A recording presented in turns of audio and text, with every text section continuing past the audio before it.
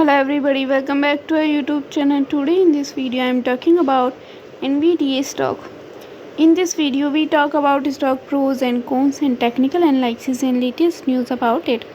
Stock is trading at $439.02 with 3.53% positive in a day.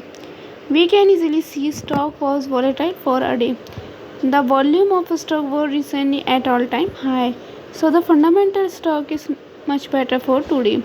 Before buying and selling the stock, please consult your financial advisor. And today's video is done.